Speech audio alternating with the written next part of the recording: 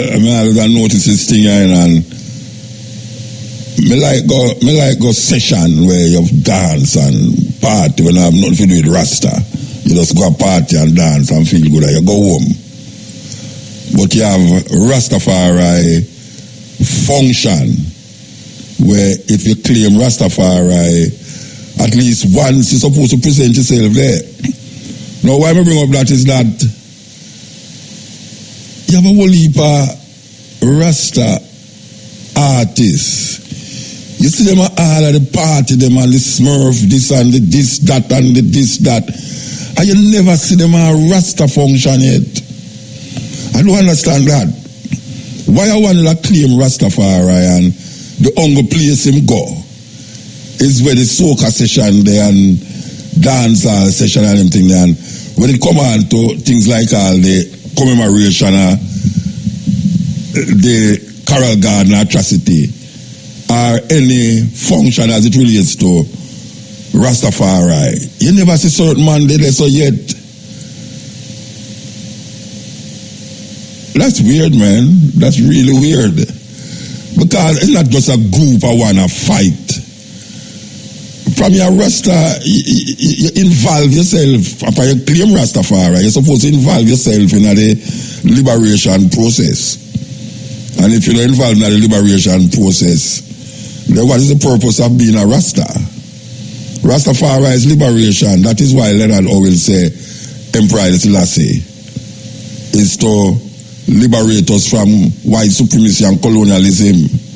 But it can't be that you just gallivanting and gallivanting and gallivanting and don't take time out to come amongst your peers in the Rastafari community. The Rastafari community is a great community. And with all the whole heap of things that people are say, it now get out certain ones, Rastafari forever.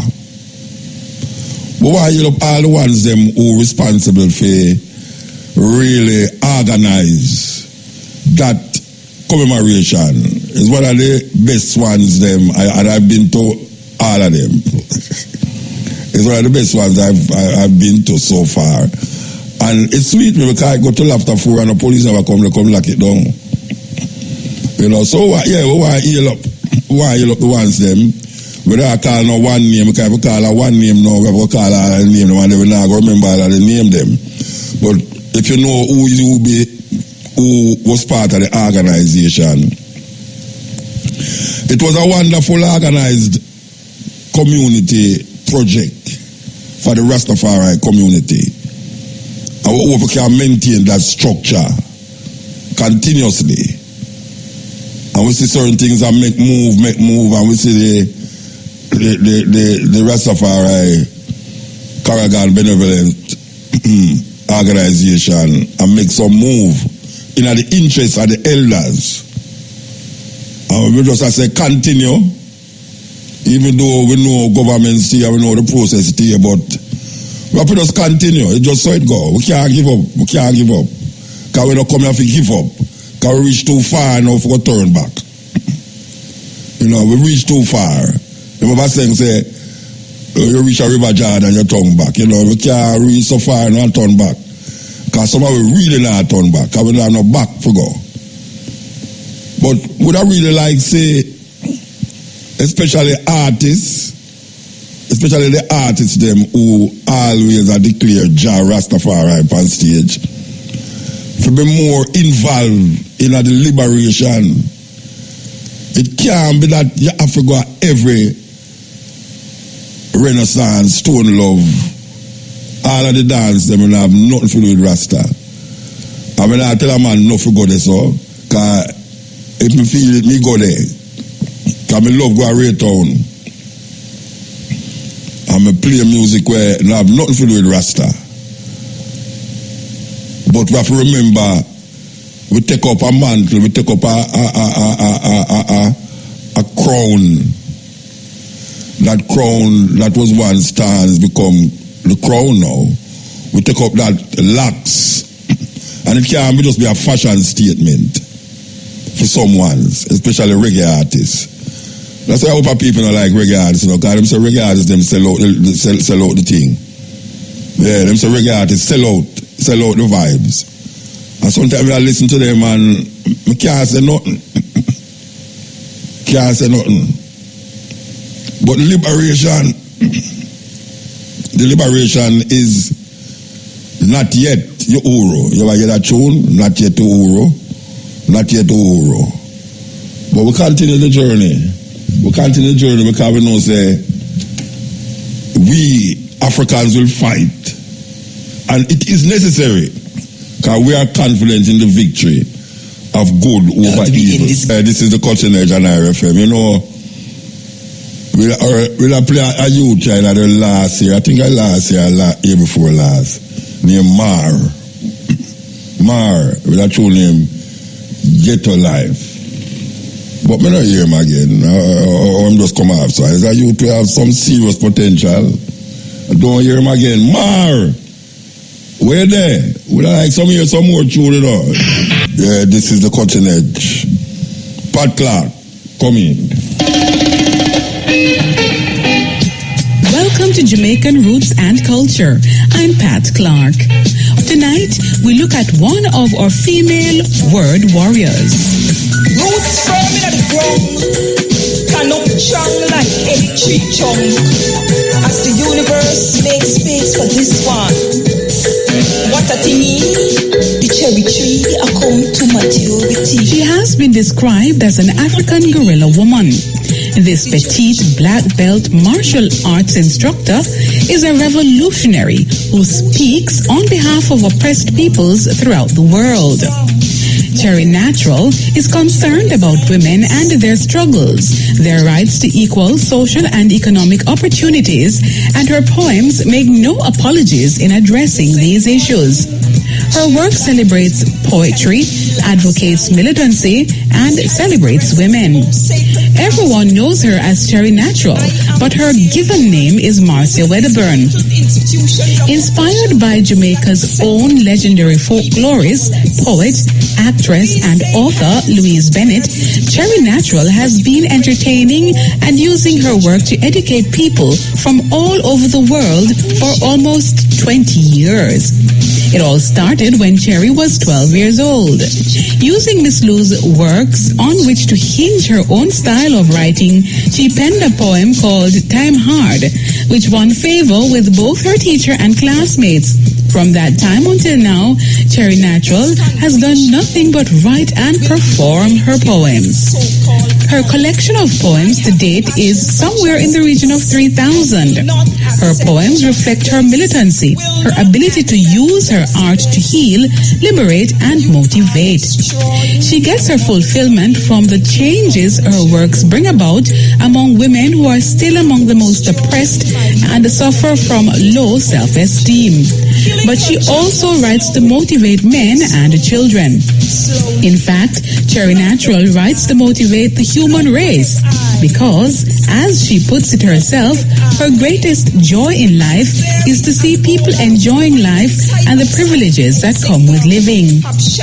While her emphasis is on live performances, Cherry Natural has to date published several books of her poetry. The first, in 1989, was entitled Come Make We Reason, and in 2002, Earth Woman. Her debut album was also entitled Earth Woman, and it was released in 1999. Cherry Natural also performs with her daughter Little Natural, who, though not so little anymore, has been strongly influenced by her mother's teachings. Cherry Natural is ready to take her message to the world, especially to young people. Since 1990, she has been touring and delivering her message through her poetry. She has been to the US, Canada, the UK, and the Caribbean. Cherry Natural has performed at poetry festivals in Toronto, Canada, Baylor College in Chicago, Howard University, Poet Circles in Los Angeles, California, the Lotus Festival in India, and Reggae Soca Awards in Florida. PhD candidates have used her work as the major part of their theses and have traveled to Jamaica to meet this little woman with a big voice. And now, to end Jamaican roots and culture, here's our famous quotation from the Black diaspora. If you have no confidence in self, you're twice defeated in the race of life. With confidence, you have won even before you started. The words of Marcus Garvey, Jamaica's first national hero. For Jamaican Roots and Culture, I'm Pat Clark. Yes, Pat Clark.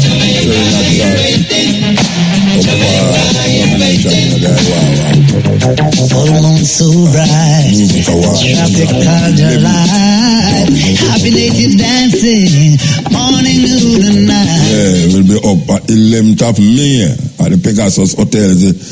I think this is the 4th time we're going to keep it at Jamaica. 4th time. Okay, we want to play this. You ready for this? Here we go. Absolutely staggering what you can get out of a yogurt. Yes, I have a list. Christian Mindersma wrote a book called Pig 05049, which is an anonymous pig, and beyond the obvious foodstuffs, she found different parts of this animal offered the following pork derivatives. From the skin alone, safety gloves, cosmetic surgery, collagen, comes from pig skin, energy bars, which also have collagen in, low-fat butter, chewing gum, X-ray film, drug capsules, bread, flour improver made from pig hair, would you believe? Flour around it. The skin is also used for tattoo practice. And ballistic gelatin. That's just the skin. Then there's the internal organs, pet food, tambourine skins are made from a pig's bladder. The old tambourine. I knew those folkies were evil. Many thousands of people are alive because of a pig's valve from their heart. From the bones, cheap wine corks, would you believe? Stabilizing propellant and bullet making, inkjet paper, concrete, match heads, bone china, train brakes, yogurt, which you correctly mentioned. What's a train brake? Like where you go to Scotland for the weekend? For stopping it. He's getting a trotter out. He just leans forward. Fabric softener. Who knew? Beer, wine, ice cream. From the fat, biodiesel, soap, shampoos, crayons. From the blood, cigarette filters, amazingly. Toothpaste. And also paintbrushes. Chemical weapons testing. The ears are used in chemical weapons testing. Don't ask me why. I should hasten to add that not all toothpaste and not all yogurt contain it. But if you are a Muslim or Jewish, you've got a hell of a problem discovering what's got in it. You have your work cut out. You have your work cut out like a silhouettist. According to Bloomberg, there are 42 major areas of manufacturing that entirely rely on pork products. It's quite astonishing what that one animal can do. It's the only farmyard animal, if you discount truffle hunting, that is only useful when dead. Wow. I wonder if you want to listen to that. Pardon me if I play it again, you know. Pardon me if I play it again. Believe you me. This is all the things them that them use pig for do when it dead.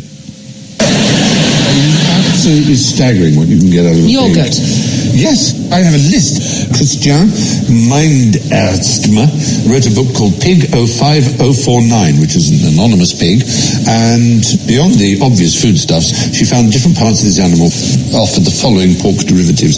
From the skin alone, safety gloves, cosmetic surgery, collagen, comes from pig skin, energy bars, which also have collagen in, low-fat butter, chewing gum, X-ray film, drug capsules, bread, flour improver made from pig hair, would you believe? Flour around it. The skin is also used for tattoo practice. And ballistic gelatin. That's just the skin. Then there's the internal organs, pet food, tambourine skins are made from a pig's bladder. The old tambourine. I knew those folkies were evil. Many thousands of people are alive because of a pig's valve from their heart. From the bones, cheap wine corks, would you believe? Stabilizing propellant and bullet making, inkjet paper, concrete, match heads, bone china, train brakes, yogurt, which you correctly mentioned. What's a train brake? Like where you go to Scotland for the weekend? For stopping it. He's getting a trotter out. He just leans forward. Fabric softener. Who knew? Beer, wine, ice cream. From the fat, biodiesel, soap, shampoos, crayons. From the blood, cigarette filters, amazingly. Toothpaste. And also paintbrushes, chemical weapons testing. The ears are used in chemical weapons testing. Don't ask me why. I should hasten to add that not all toothpaste and not all yogurt contain it, but if you are a Muslim or Jewish, you've got a hell of a problem discovering what's got You have your work cut out. You have your work cut out like a silhouettist. According to Bloomberg, there are 42 major areas of manufacturing that entirely rely on pork products. It's quite astonishing what that one animal can do. It's the only farmyard animal, if you discount truffle hunting, that is only useful when dead. Wow. Tattoo testing from pigskin. There are a whole heap of people that walk around with pigskin in them hand and them shoulder and them back. All Rasta. But ignorance still is, well, ignorance is not bliss really. But so much things out there. It's good to know these things still, you know, because many people still, you know, you cannot trust them. You cannot trust them because you are chewing gum. Chewing gum. And you know you have chewing gum when you make from pig skin. When I'm not skin. Hey, I will put them cheese and milk and them thing there. You think all milk from cow, you know. I will put them things there. You'd have been surprised to know where them things there come from. But a whole heap of ones know to investigate certain things, so you can just imagine how men and people are laugh. Yeah, they say, right, look how them are going like this and that, and look there. Them talk about them on yam pork, and them have it tattooing on their skin. That's funny, man. That's funny. It is everywhere. We need it. We want it. We even find it in places where we wouldn't expect it. When researchers examined the stomach of a beached sperm whale in 2012, they found 30 square meters of tarpaulin, a 4.5 meter long hose, a 9 meter long plastic rope, and 2 flower pots. How is this possible? On average, a European uses and disposes of more than 100 kilograms of plastic per year. A large part of plastic waste ends up on huge landfills or in the sea. Today, more than 100 million tons of plastic is drifting around the oceans. Due to particular currents in the Pacific Ocean, a new continent has been born. A mass of plastic waste the size of Europe. In some areas of the oceans, there is up to 60 times as much plastic as there is plankton. Because plastic does not rot, it lasts up to 500 years. Through exposure to sun, wind, water, plastic is broken down into microscopic parts. These plastic particles can absorb high concentrations of agricultural and industrial toxins. Many animals mistake the plastic for plankton and eat their fill. Every year, more than 100,000 turtles, marine mammals, and seabirds die a slow and painful death because they starve with a full stomach or because their intestines rupture. Other marine creatures in whose cells plastic and toxins have accumulated end up as seafood on our plates. The smallest form of plastic are microplastics. They are added to cosmetics, shower gels, and toothpastes. A tube of toothpaste contains up to 10% microplastics. The sewage plants cannot filter microplastics, so they too end up in the sea. In the making of plastic, hazardous chemicals are used in order to enhance elasticity of fire resistance. Bisphenol A, plasticizers, or flame retardants are contained in almost every plastic product. Through exposure to heat, the wrong detergent, or simply over time, plastic will go brittle, thus releasing these chemicals, which in turn, through the airways, ingestion, or through mere touch, find their way into the human body. The consequences are severe. They include increased risk of cancer, asthma, infertility, and developmental disorders.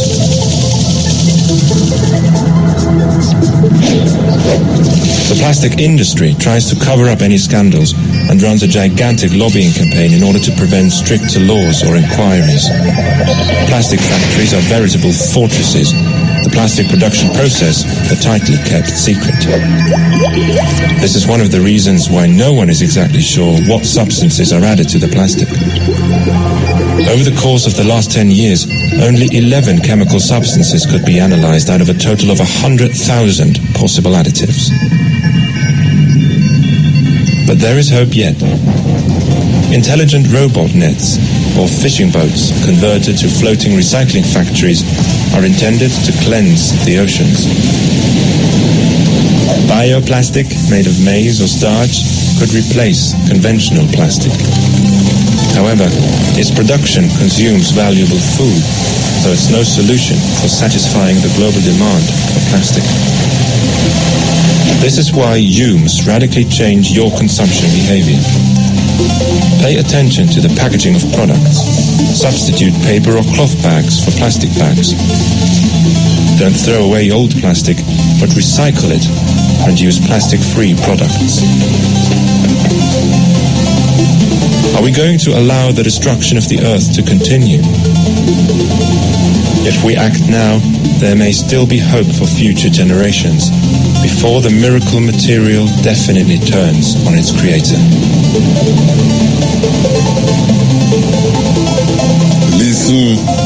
Listen, yes, plastic. And you know, we hear the government them ban plastic bag and styrofoam, but we don't see no different. I see the man them still have buy them food in a styrofoam box. Where them get it from? Oh, let me say the government ban it. Oh, I don't understand that. It's a joke thing. A joke thing. I would say it before, you know. Sometimes people feel so we are drop water and that things, you know. But we say it because we not the supermarket them. Some of them try to make it different, but them still have the plastic. I tell you, them will sell you the plastic bag if you want a bag. If you don't carry your own bag. You think them easy? Unsettling news today about a product in our daily lives. The government says that a chemical used to make styrofoam coffee cups and takeout containers and insulate homes could possibly cause cancer. We wanted to know more. Jim Avila has a reality check. They are everywhere and last forever. The infamous styrofoam cups with a garbage dump half-life of 500 years, now possibly linked to cancer risks. The National Institutes of Health said today there is mounting evidence that styrene, a component of that little white cup, may cause leukemia and lymphomas. In fact, Dr. Philip Landrigan at Mount Sinai School of Medicine in New York says he would advise pregnant women and small children to switch to glass and ceramic. As a pediatrician, I'm in the business of urging caution, and I think this is a case where it's reasonable to urge caution even while the data are incomplete. So what does this mean for my coffee cup? Should I stop drinking from styrofoam? The makers of styrofoam said today's announcement is completely unjustified by the latest science. But the government says animal testing suggests a cancer link. And when new studies are complete, the government anticipates styrene will be listed as a human carcinogen. The doctors we talked to give a qualified yes. Avoid styrofoam cups. Could hot drinks be more dangerous than cold in styrofoam? It's possible because a study has shown heat can cause more leaching of the chemicals into a drink. Are there building materials in my house I should change? The highest risk is for workers who manufacture those products. The risk is much lower for people who live around them. So why is the government telling me this? Dr. Landrigan again. It makes sense for people in their personal lives to minimize their exposure, even though we can't precisely quantify the risk that's associated with something like drinking a cup of coffee out of a styrofoam cup. So for now, it's coffee with care. Jim Avila, ABC News, New York. Yes, styrofoam. We still see it about the place enough. Some people don't understand the thinking, you know. It's like it take a whole re-education of the people them to understand where are going to them. Cause it hurt them, you know, but it not show now. And truth not show now, them feel say nothing happen, but them things that not just happen overnight to ones, you know. You have things that develop in you until it become a serious sickness. Styrofoam cup, styrofoam, all of the things them. See, people put hot food in a styrofoam, and then when you're looking at the bottom of the thing, you see the styrofoam melt. serious thing. So we are continuing the journey. I don't know how much people hear the news flash, the newscast. I don't even know if IRFM have the newscast, but if we did have the program during like Friday or Thursday, so you'd have to hear the newscast. But even though it gone, all the news gone already, I could play the newscast. We can see if I can find it. It's 3 o'clock. Good afternoon. I'm Anya Carville. In lieu of our regular news, this is a Spirit Radio special report. The death has occurred in the Roman province of Judea of Jesus of Nazareth. The popular teacher and religious leader was executed by crucifixion along with 2 other prisoners this afternoon on Mount Calvary in Jerusalem. The 33-year-old, also known as Jesus Christ, was arrested on Thursday evening. It's understood one of his friends, Judas Iscariot, assisted authorities with their inquiries and subsequent arrest. After cross-examination overnight by officials from different jurisdictions, Governor Pontius Pilate ordered the execution this morning. Eyewitness reports from the trial suggest the governor's initial verdict to release the Nazarene without charge was reversed following representations from local religious leaders. The convicted man was forced to carry his own cross to the execution site. The crucifixion was carried out at midday and his death has been confirmed, with cause of death recorded as asphyxiation brought on by scourging, crucifixion, extreme exhaustion and loss of blood. Rebecca Ryan has more. Jesus Christ, the son of Joseph, a carpenter from Galilee, was born in Bethlehem. His family moved to Egypt for an undisclosed period before settling in Nazareth. Jesus worked as a carpenter in the family business and more recently as a traveling teacher and preacher. He was known for his ability to heal physical conditions, including epilepsy, blindness and paralysis. He was praised for reaching out to the lonely, poor and marginalized, and for his unique insights and teaching style. Last year, a wide range of media outlets reported eyewitness accounts of a miracle where Jesus fed in excess of 5,000 people with 5 loaves of bread and 2 fish. He is also reported to have brought people back from the dead. Jesus divided public opinion by identifying himself with messianic claims in the Hebrew scriptures and angered religious leaders by claiming to be God's son, which constitutes blasphemy under Jewish law. Other scholars criticized him for claiming to have the authority to forgive sins. Jesus was in Jerusalem to celebrate the Jewish feast of Passover this week. On the night of his arrest, he held a Passover banquet with his friends where he's reported to have foretold his death. The number of followers of Jesus' movement is not known, but is thought to be in the thousands. Most commentators believe these will disperse following the execution of their leader. Jesus is survived by his mother Mary. In lieu of flowers, the family has requested that everyone try to live as Jesus did. Donations may be sent to anyone in need. Reporting from Jerusalem for Spirit Radio, I'm Rebecca Ryan.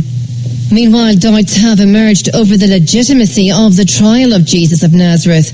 A member of the Jewish Council claims that council procedures were circumvented by holding court proceedings at night. There are also concerns that Judas Iscariot may have received financial inducements from temple authorities to inform on his former boss. In a dramatic twist of events, the body of a man believed to be Mr. Iscariot has been found today in a field close to Jerusalem. Police are not looking for further witnesses. It is thought that Mr. Iscariot's untimely death could hamper inquiries into bribery allegations. The body of Jesus is to be removed to a stone grave near Calvary, donated by Joseph of Arimathea, who was a friend of the family. Local politicians have called for a 24-hour armed guard to be mounted outside the tomb because of concerns that it may be robbed. It's understood that Governor Pontius Pilate has consented to these security measures. And that's your special report at 3 on Spirit Radio, the home of positive hits and inspiration for you. I tell you, so last week we delved in Lilith, and we have a whole heap of people that scramble for them computer to go find out what Muta talk about Lilith, the first wife of Adam according to the Jewish mythology. But there is a woman also that has been demonized. And we can see a whole heap of female being demonized as it relates to biblical writings. One of them is called Mary of Magdalene. Mary of Magdalene. Even though the book never said she was a prostitute, but the Roman Catholic Church spread that. Because them people, they take them story there literal and serious, and we, because you know, say we take the thing more literal and serious than evil, them who give you the story. That about black people. Black people take these things serious.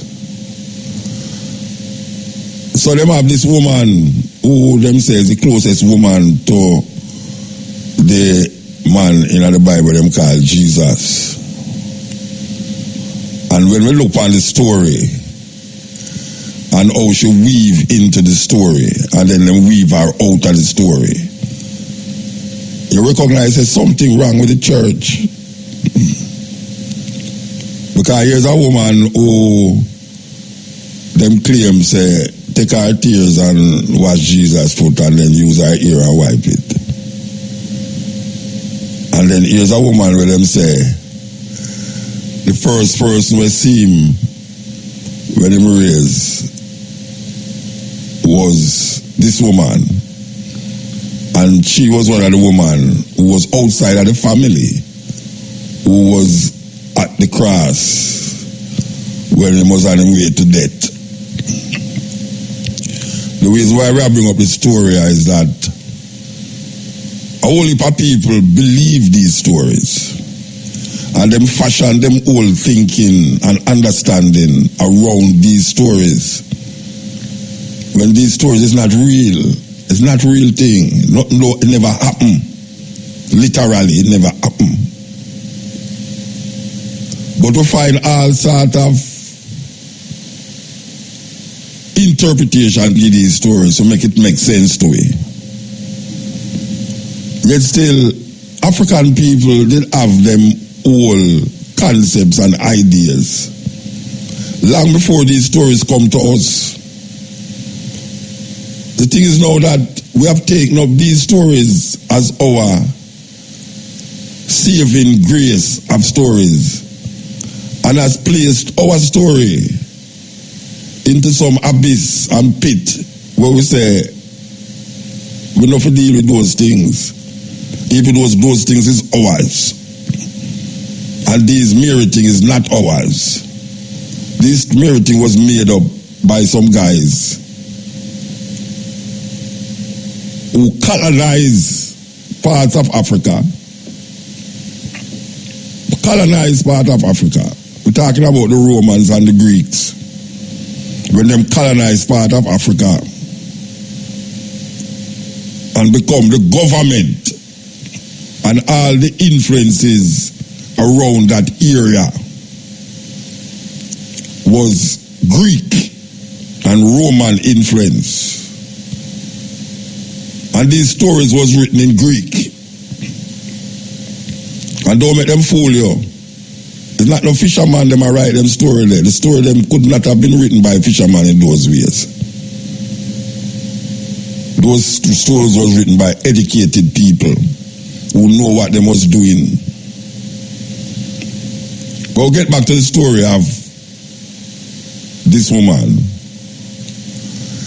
If you look at how them fashion this woman in the story and then take her out of the story, you can say the continuation of how them fashion this woman Eve in her story and take her out of the story.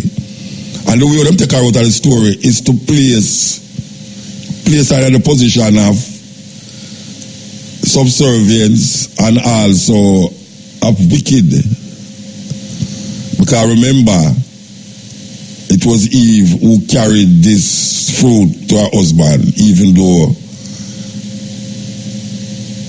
according to the Bible, God never tell her she must eat the fruit.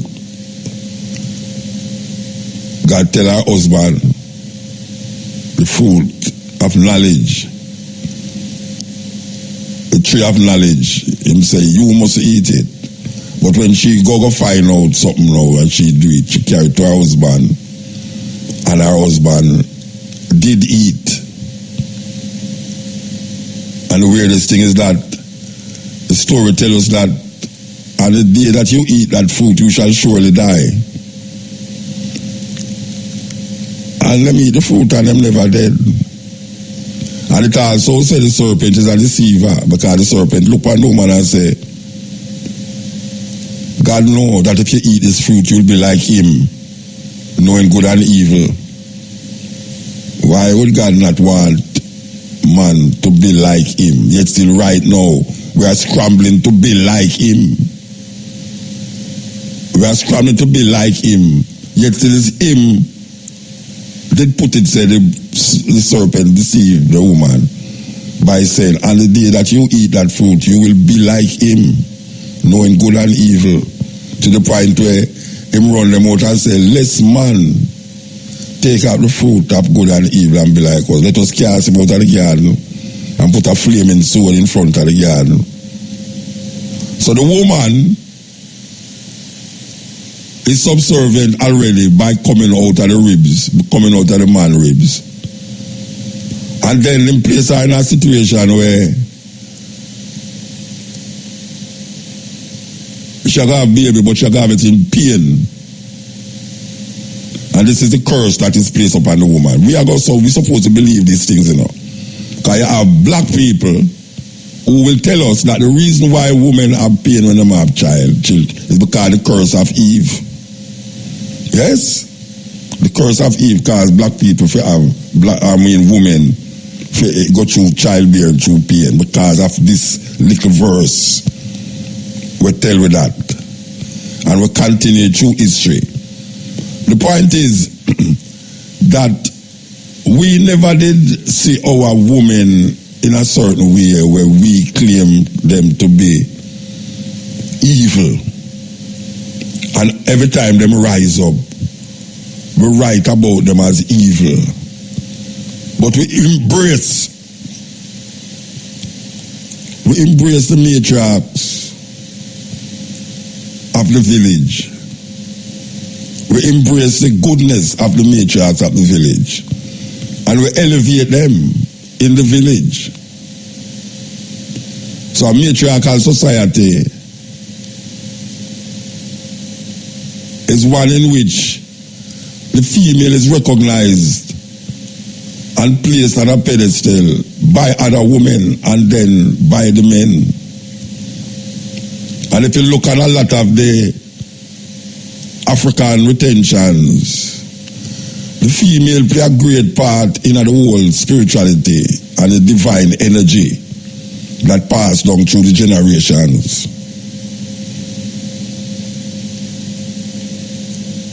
How can we accept these stories that emanate from the minds of Greeks and Romans who colonized parts of Africa and make that peripheral belief becomes the sum total of all beliefs in Africa? Because where all of them things that happen, it's just a little area where them called Israel,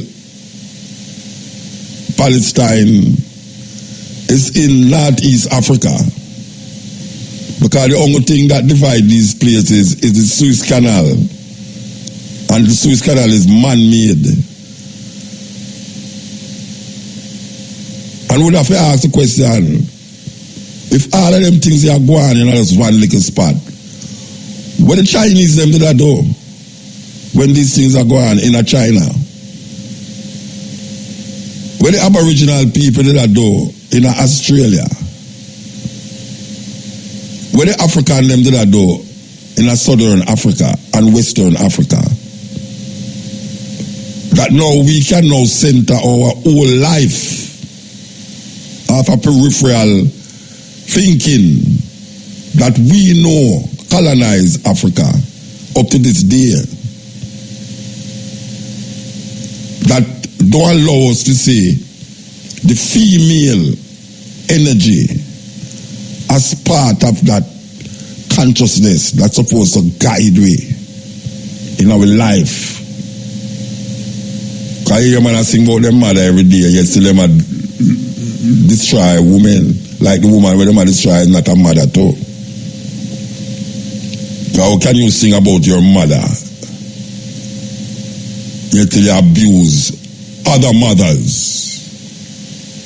That's a contradiction in itself. You can't be singing about mother this and mother that, yet still your back's long and next mother around there. That's something not right. Because we still have not understand, we don't understand the ancient African tradition.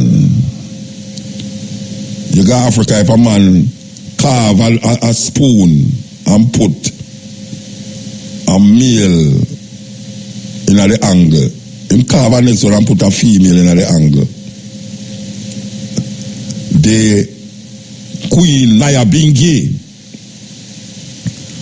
from Uganda, where only if a Rasta man don't want the woman to play the drum and tell the Rasta woman say she must cover her ear and all these things. Come from the same mindset. The same mindset was does not nature teach you for a man to have long ears. That's shame. Paul said that. And them say, I command that a woman should not teach or preach. We have been duped into a thinking we make us feel say our woman is just one of our ribs. And not no go so. These stories is not our story, a freedom story. A freedom story and our story. These stories was written by unconscious. You see what people want to tell you, say, a black people history and a black people. It's not history. It's not history. I see what a man say, when a man say, him have to deal with him ancestors. Him can't deal with Jesus. Some people write back and say, but Jesus is your ancestor. How Jesus become your ancestor? Because him I'm thinking, I try wipe out Jesus out of him as a white man and put him as a black man. When him get caught, I see him thinking. African people, we are telling you, say, we have to turn around the thing, you know. We have to turn around the thing, Rasta. We can't make it a go on so all continuously goes a go on. So you see the situation and condition. Look in Africa now. You have more religion and Christian in Africa right now than Europe. You have more religion in Africa right now. But where's the religion we talk about? Christianity in Africa right now than in Europe. Because the generation of white people who have come up now realize, but I don't have to accept that. Because I'm getting on quite fine without that. And if you look at the more progressive countries in Europe, it is free of all of these Christian mindset and Christian thinking. And if you look at even the East, like Japan, if you look at the Jews, them, most Jews not believe in them somewhere. Who call themselves Jews, most Jews not believe in them somewhere. But now we hug it up and love it up and kiss it up that if I go tell you, say, given how them write the story, you'll have to come to the conclusion and say, Mary of Magdalene was Jesus' girlfriend. As a matter of fact, white people have made movies like that. White people have made movies like that, and I'm sure it's Mary or Jesus' girlfriend. I remember them did have a movie. What movie name again? About Jesus Christ. And when it did just come out with it in New York, I watched a movie, and some nun, the nun them stand up in front of the theater and block the theater door and demonstrate against the movie. Temptation of Jesus Christ is name, yes. The movie name, The Temptation of Jesus Christ. We are going along in a man and go watch a movie that just come out. And the nun them stand up and block the movie, say it's distasteful and it's blasphemous. Because they must say Jesus Christ will have a girlfriend. Yet still, them nun there, some of them nun are a girlfriend, and girlfriend are black the place. So it is okay for the woman them in the nunnery, for deal with the woman them in the nunnery, and the man them in the rectory, deal with the man them in the rectory. But it's a blasphemy if you say Jesus will have a girlfriend. But we know that those stories was given to us.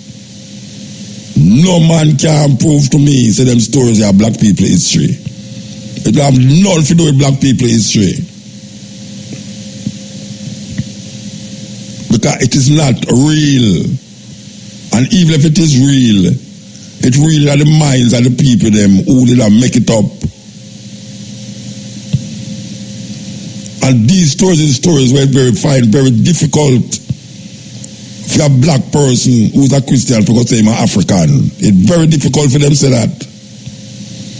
It's very difficult for a whole heap of black people who say they're Christian to say they're African. Because they feel say it run contrary. Of course it run contrary. Of course it run contrary.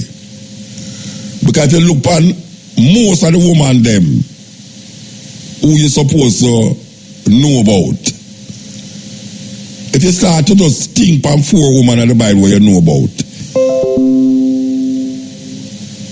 you know, say, most of them when you go think about now, something wrong with them.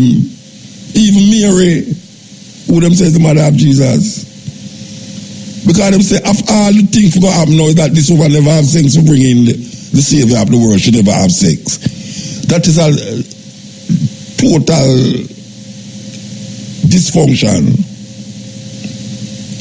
For you are going to elevate the woman who says she never have sex for bring forth the Lord and Savior Jesus Christ. That means you know what you do, you carry on every woman upon the earth. Yeah, because every woman upon the earth right now did have sex and bring forth child. So most man upon the earth came through sex. Most man upon the earth, I don't know about nowadays man, but no, most man that I know come through sex. So for the mere fact that they make a woman and create a woman that don't have no sex and bring forth supposed to be the greatest man who ever lived, it's another carry down for the woman again. In other words, she couldn't go have sex and go bring the greatest man on earth. Because according to them, sex is that sin. Yet still them have it with one another in the ministry them. And them have sex with little children in the ministry and in the church. In the church, them have it. So it's a carry down for woman this again. So me say, if you think about 4 women in the Bible, more than likely the 4 women will think about something wrong according to the history of the Bible where you read. Yes? I mean, I say the famous one is Mary, and something wrong. And if you think about Eve, something wrong because she brings sin into the world. And then you can go on, you can talk about Delilah. Your people, of course, people about Jezebel and all them something that you know say something wrong. So how come you can't say something wrong? How come black people can't say something wrong. Because if you hug up all of them things there, you know, you go hug up where European manipulate history and manipulate mythology for bring to you, for make you feel say it's real. And when you say African things in front of you, you dash it away and throw it away and say, no, some of them thing there, me none of that. Why you bring them something to me for Jesus me I deal with? Even the gunman where I kill people, maintain him love for Jesus, I love for God. So I say Jesus, God. Yeah, man, I say, boy, God alone him this and God alone him that. But him not really live it how it's supposed to live. Because there's no living how it's supposed to live. It's just calling up and that just so. And lose the essence and the value of the name. Black people, once again, will come with the same argument. We're in a serious problem. If after so much years of tears and blood and sweat and pain and death, we continue the recycling and the regurgitating of these white-dominated doctrines that maintain white supremacy in the consciousness and the thinking of African people. That when you look on them in Africa now, and you look on them in the Caribbean, you see them do some things now that you say, wow, how we get that to reach this? I will say it last week, I will say it again. If the proposition start wrong, it can't write down at the bottom. If the proposition start wrong, it can't write at the end. In other words, if 1 + 1 = 3, it is impossible for 4 + 3 = 7. It must wrong. Because the beginning night wrong. And them have to say that if you keep doing the same thing the same way all the while, you're going to get the same result. And that is where I reach way. As a matter of fact, we get more result than we bargain for. Because look what we are doing to ourselves. With all of that doctrine for 400 years and more. With all of that doctrine. Where we are there. Where we taught there. Where we life there as a collective. Not as individuals, as a collective. Where you have more people who subscribe to religion, and the least set of people is the Jews. Of all, you have Christianity there at the top, you have Hinduism, you have Muslim, you have all of them. Yet still, the Jews is the least of the group. Yet still, the Jews use what they believe in and control the world. Yeah, this is the cutting edge. We want to show you the people that are wicked, and how black people get caught. Listen to this clip here. As we celebrate this Holy Week, an exhibit at a museum in our nation's capital is exploring a painful intersection of history and religion. It looks at the Bibles given to slaves for generations in this country and abroad, and it's what was missing from those scriptures that highlights just how much was taken from those who were enslaved and how much they overcame. Here's Jeff Bennett. Inside Washington's Museum of the Bible, a single volume that is like no other. The so-called Slave Bible. Remarkable, not for what's in it, but for what's not. So about 90% of the Old Testament's been removed, and about 50% of the New Testament's been removed. To put it another way, a normal King James Version has 1,189 chapters in it. The Slave Bible has only 232. Missing are chapters and verses that might have encouraged a uprisings. Book of Exodus, redacted. No story of Moses demanding Pharaoh, let my people go. Gone is Galatians, and the verse, there is neither bond nor free, for ye are all one in Christ Jesus. And no Jeremiah, woe unto him that useth his neighbor's service without wages. What they've left in are verses such as Ephesians 6:5, which is the famous verse, slaves, be obedient to your master. Looking at this Bible, it's hard to tell that anything's been taken out of it. That's correct. I mean, it looks like a normal book. For many enslaved Africans, this would have been the first time they were exposed to the Bible. You hear that? We'll play it again.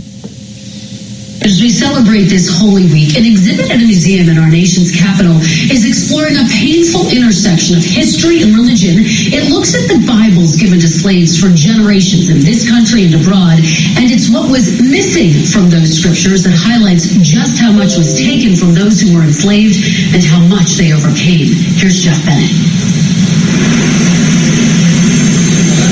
Inside Washington's Museum of the Bible, a single volume that is like no other. The so-called Slave Bible. Remarkable not for what's in it, but for what's not. So about 90% of the Old Testament's been removed, and about 50% of the New Testament's been removed. To put it another way, a normal King James Version has 1,189 chapters in it. The Slave Bible has only 232. Missing are chapters and verses that might have encouraged uprisings. Book of Exodus, redacted. No story of Moses demanding Pharaoh, let my people go. Gone is Galatians, and the verse, there is neither bond nor free, for ye are all one in Christ Jesus. And no Jeremiah, woe unto him that useth his neighbor's service without wages. What they've left in are verses such as Ephesians 6:5, which is the famous verse, slaves, be obedient to your master. Looking at this Bible, it's hard to tell that anything's been taken out of it. That's correct. I mean, it looks like a normal book. For many enslaved Africans, this would have been the first time they were exposed to the Bible. Play this. See, Jomo Kenyatta once said, when the missionaries arrived, the Africans had the land and the missionaries had the Bible. They taught us how to pray with our eyes closed. And when we opened them, they had the land and we had the Bibles. Do you see how swiftly they pull wool from the lamp of God over our eyes? The greatest lie colonialism ever told was that it brought God to Africa. Yes, they brought their Bibles, but they did not bring God to our lands. Yes, they brought their churches, but they did not bring God to our lands. Yes, they brought their guns, but they did not bring God to our lands. What they brought was an image made to justify the breaking of our bodies like communion bread, a false idol that to this day I still see hanging in so many Kenyan homes, a frame full of blonde hair, pink and pale skin, eyes, a light blue piercing enough to draw blood, to have already drawn blood. See, Jomo Kenyatta once said, when the missionaries arrived, the Africans had the land and the missionaries had the Bible. They taught us how to pray with our eyes closed. And when we opened them, they had the land and we had the Bibles. Do you see how swiftly they pull wool from the lamp of God over our eyes? The greatest lie colonialism ever told was that it brought God to Africa.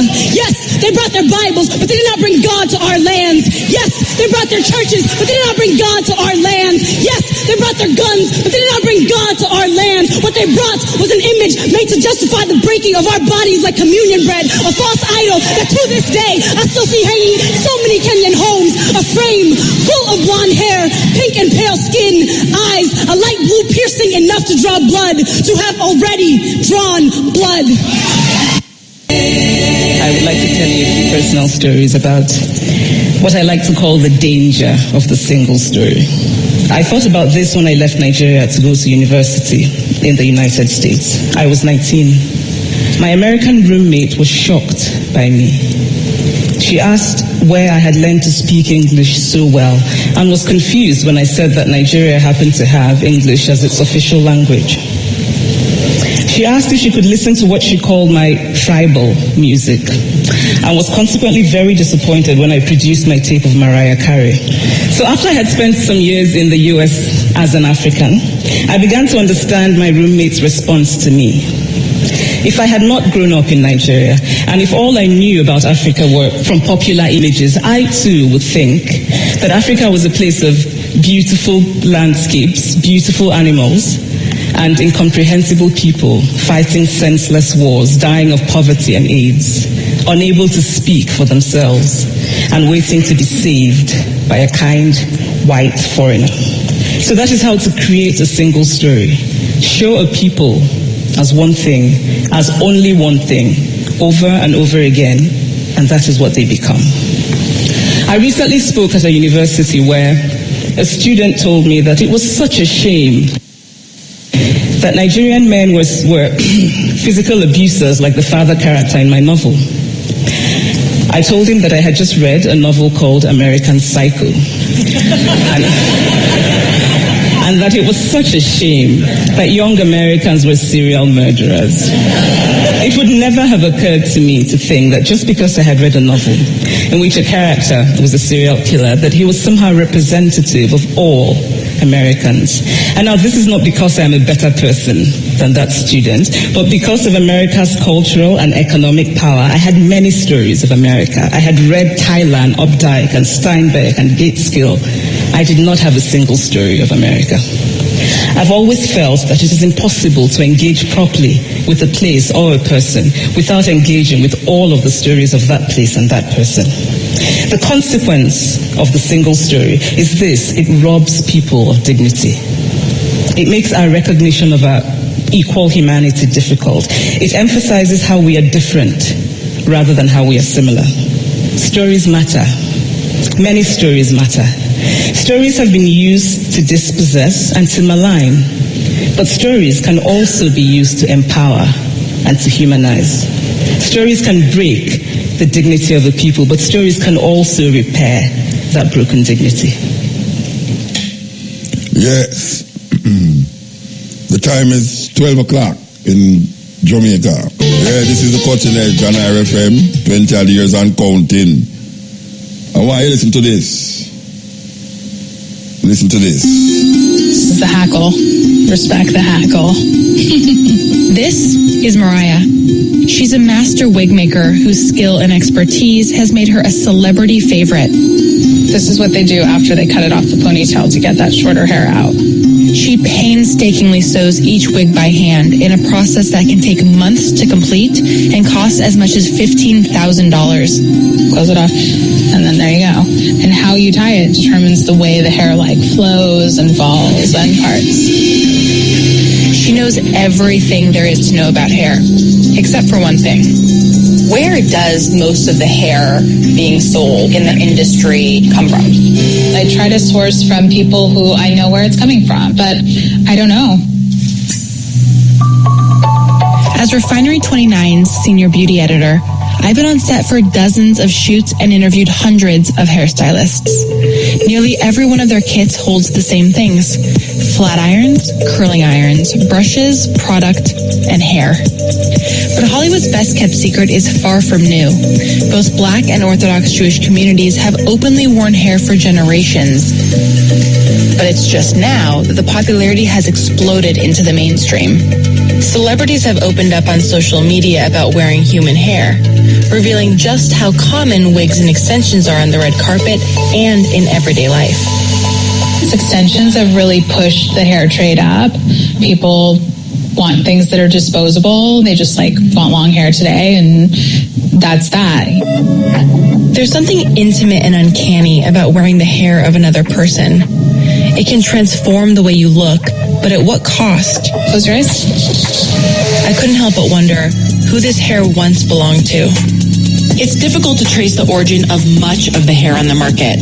It's no surprise because the hair trade has always been shady.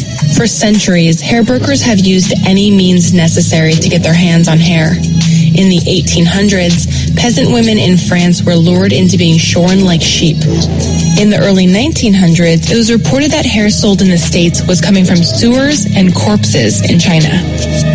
Hair dealers were thought to be so shady, they were banned from Ellis Island. Controversy continued into the 21st century, as reported by CNN. She lost 8 inches of hair.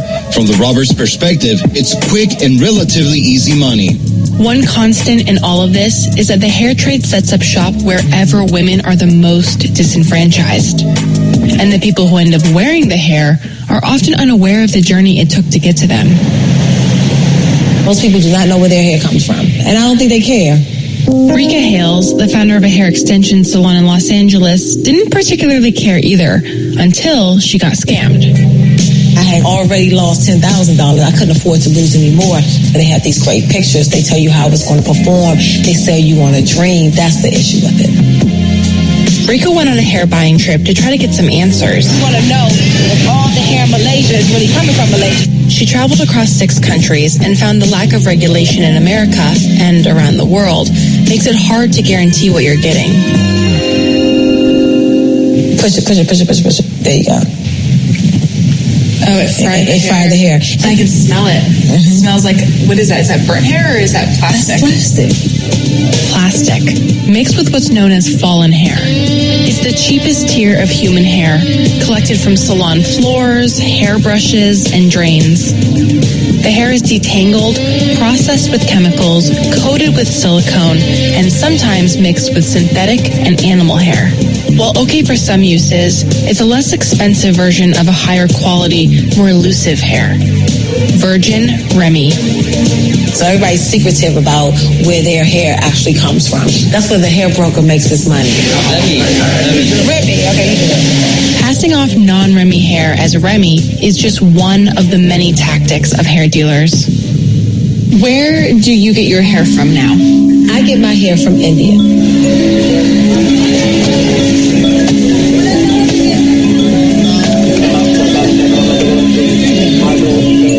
Widely considered to be one of the most ethical places to source hair, Hindu temples are a crucial part of the industry.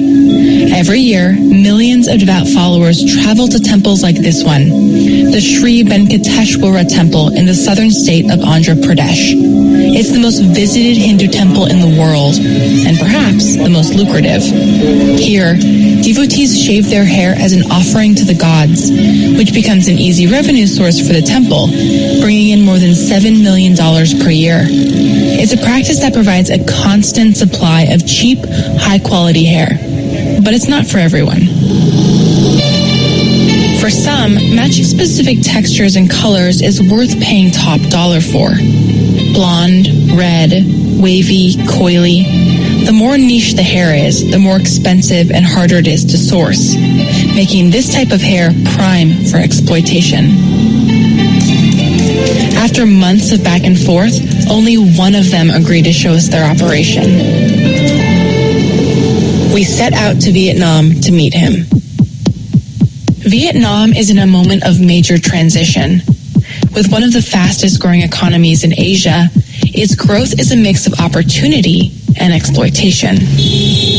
Hairstylists here have been known to offer women next to nothing for their hair, or offer them what sounds like a good rate, only to disappear before payment.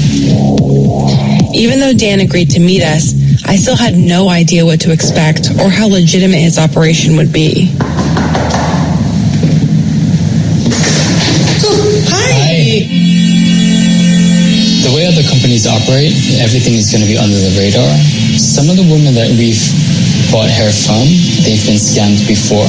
We're trying to be different than everybody else.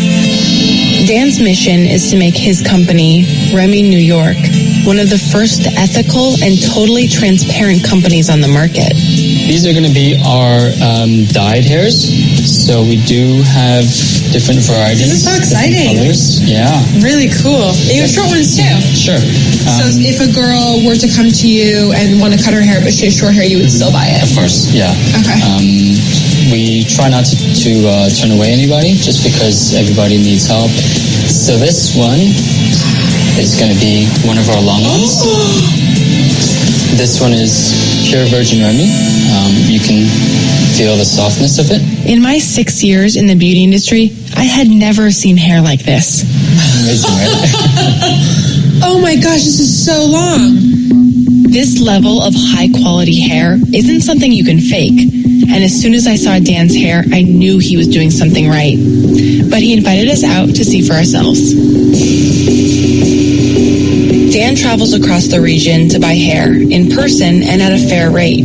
Here in the countryside, having long hair is still an important sign of femininity. Hi! Yeah. Hi! How are you? For Win T Twee, it's a promise of a better future.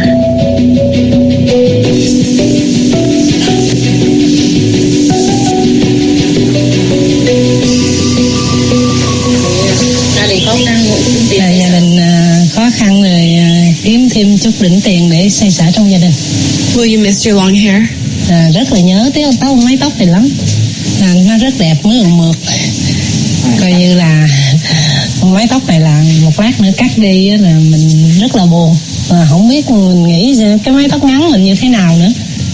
Tóc này là cũng nhiều người họ đến hỏi lắm rồi nhưng mà không bán, trả rất là thấp.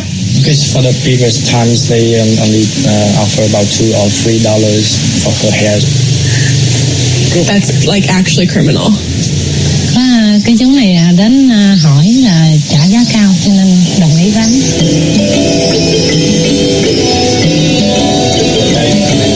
It hits home that the hair trade starts with women like Twee. Behind many of these wigs and extensions is a woman making the tough choice to sell her hair to better her life.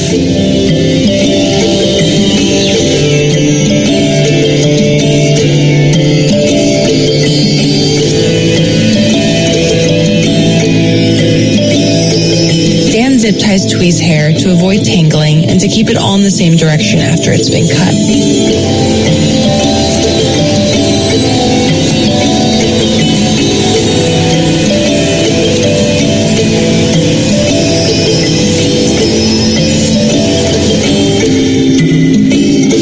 Beautiful.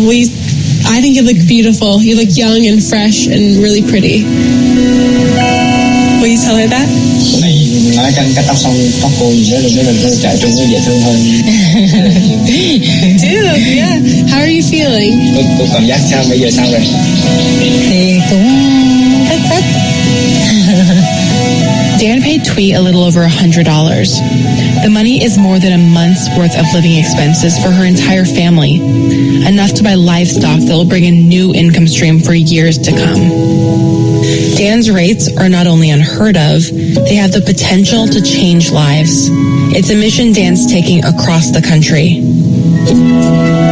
From a woman who wants to use the money to put her son through swim lessons for the first time,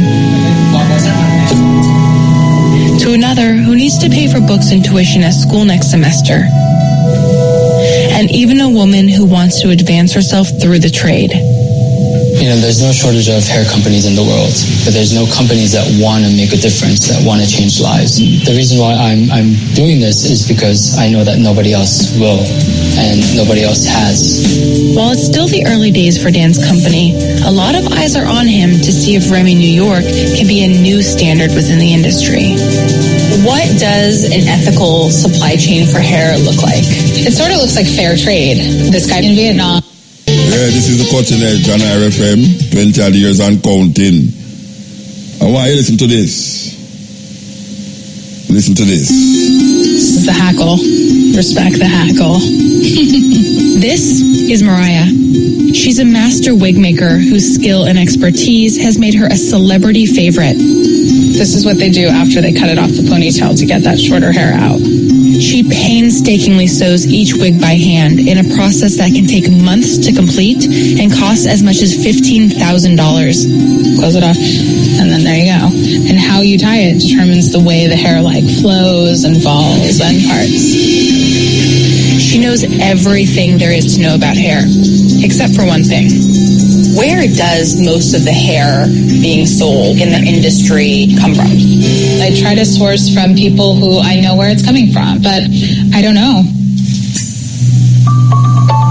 As Refinery 29's senior beauty editor, I've been on set for dozens of shoots and interviewed hundreds of hairstylists.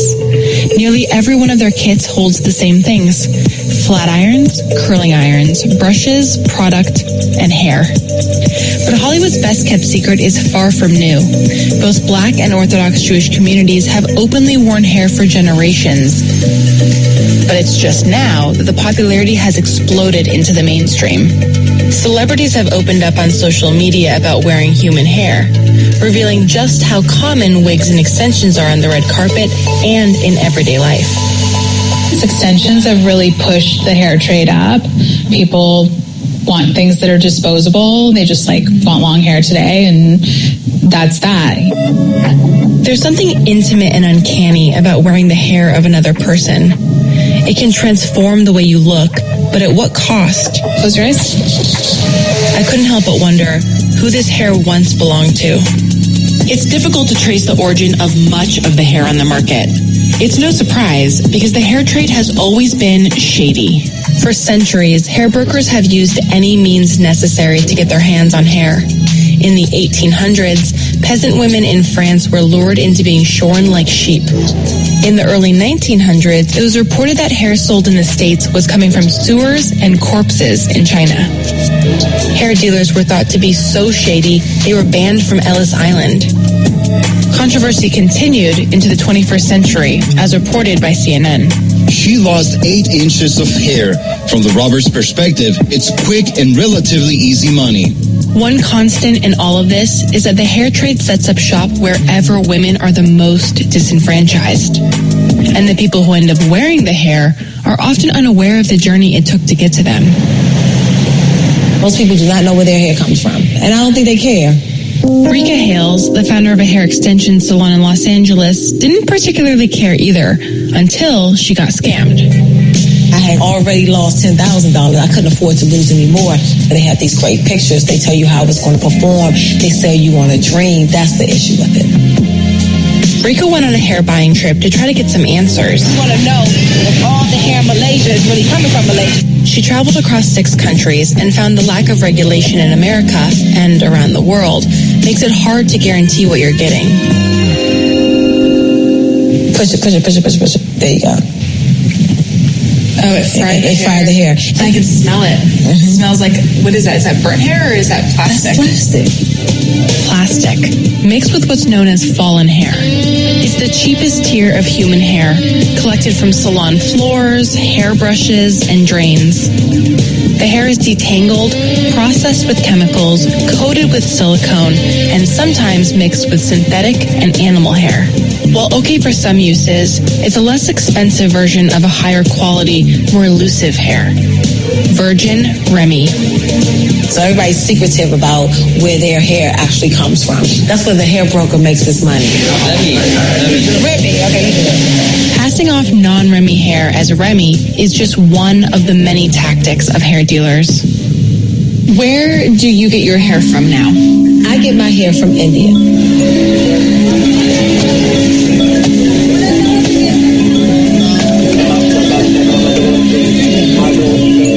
Widely considered to be one of the most ethical places to source hair, Hindu temples are a crucial part of the industry.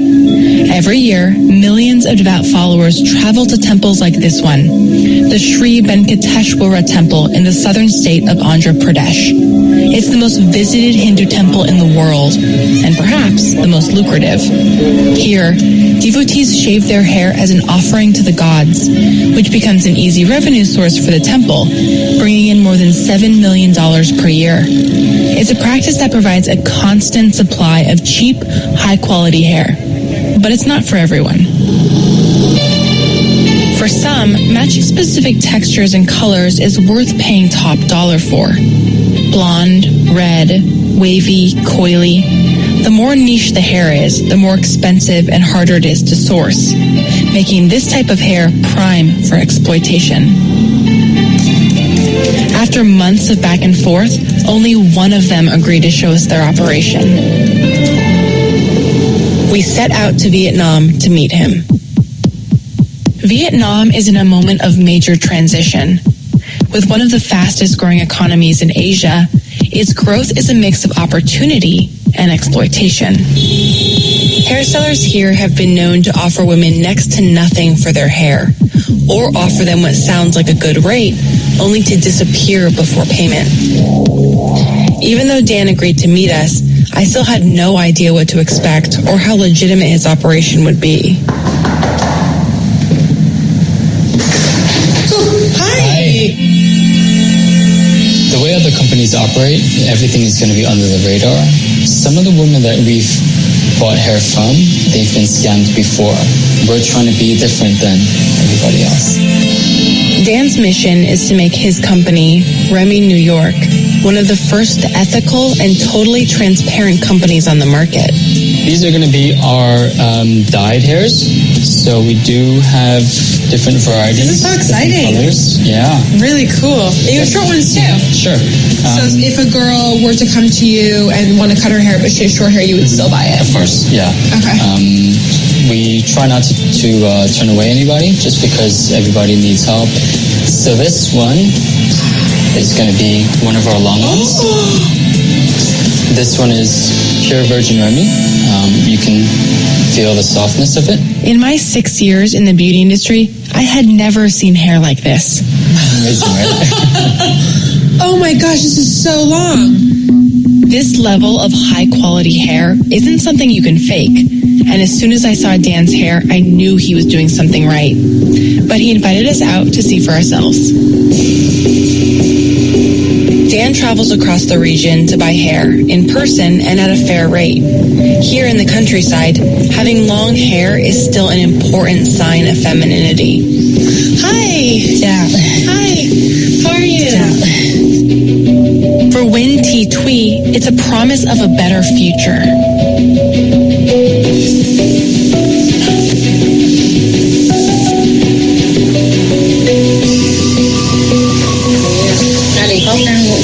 Gia đình khó khăn rồi kiếm thêm chút đỉnh tiền để xoay sở trong gia đình. Will you miss your long hair? Rất là nhớ mái tóc này lắm. Nó rất đẹp, mượt. Coi như là mái tóc này là một lát nữa cắt đi là mình rất là buồn. Không biết mình nghĩ cái mái tóc ngắn mình như thế nào nữa. Tóc này là cũng nhiều người họ đến hỏi lắm rồi nhưng mà không bán, trả rất là thấp.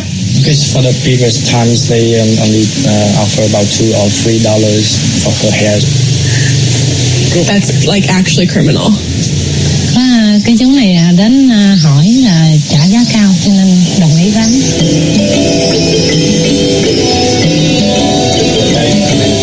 It hits home that the hair trade starts with women like Twee. Behind many of these wigs and extensions is a woman making the tough choice to sell her hair to better her life.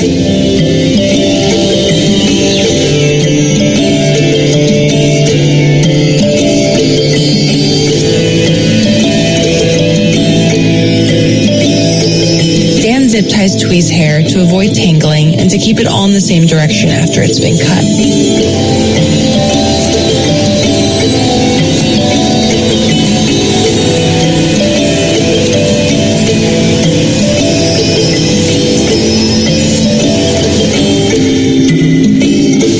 Beautiful. I think you look beautiful. You look young and fresh and really pretty. Will you tell her that?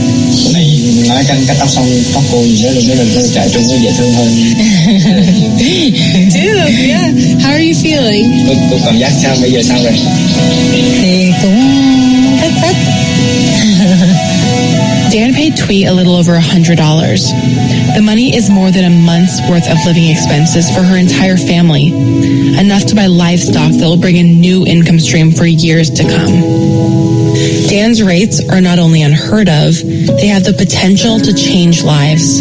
It's a mission Dan's taking across the country. From a woman who wants to use the money to put her son through swim lessons for the first time, to another who needs to pay for books and tuition at school next semester, and even a woman who wants to advance herself through the trade. You know, there's no shortage of hair companies in the world, but there's no companies that want to make a difference, that want to change lives. The reason why I'm doing this is because I know that nobody else will, and nobody else has. While it's still the early days for Dan's company, a lot of eyes are on him to see if Remy New York can be a new standard within the industry. What does an ethical supply chain for hair look like? It sort of looks like fair trade. This guy in Vietnam. This is the Culture Nation FM. When you go through the pieces, you know. I hope you listen to what we play. Yes, serious thing there. You so black.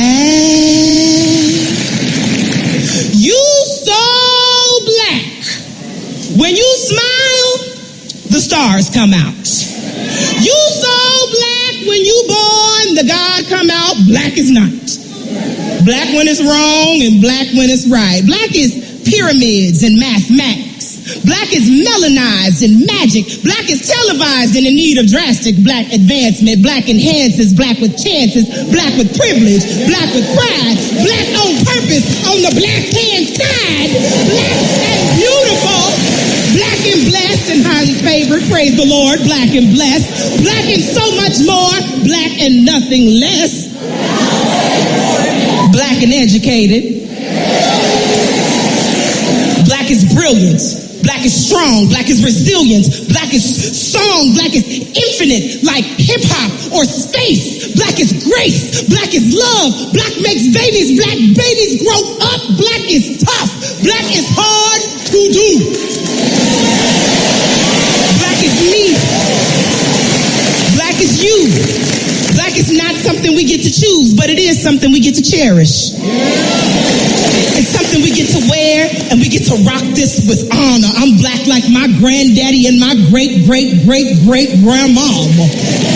Black is that lift every voice and sing. Black is that letting your freedom ring and resound. Black is you so black. You so black. When you smile, the stars come out. You so black when you born, the God come out. Black is not. Black when it's wrong and black when it's right. Black is pyramids and mathematics. Black is melanized in magic. Black is televised and in need of drastic black advancement. Black enhances, black with chances, black with privilege, black with pride, black on purpose on the black hand side, black and beautiful, black and blessed and highly favored, praise the Lord, black and blessed, black and so much more, black and nothing less, black and educated, black is brilliance. Black is strong. Black is resilience. Black is song. Black is infinite, like hip-hop or space. Black is grace. Black is love. Black makes babies. Black babies grow up. Black is tough. Black is hard to do. Black is me. Black is you.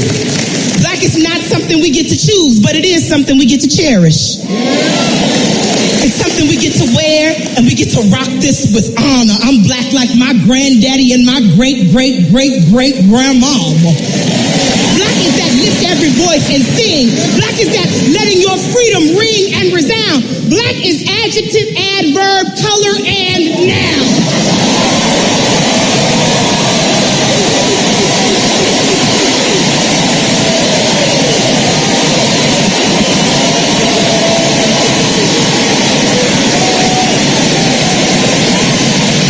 Black. Ooh, you so black. When you smile, the stars come out. Baby, you so black. When you're born, the God come out.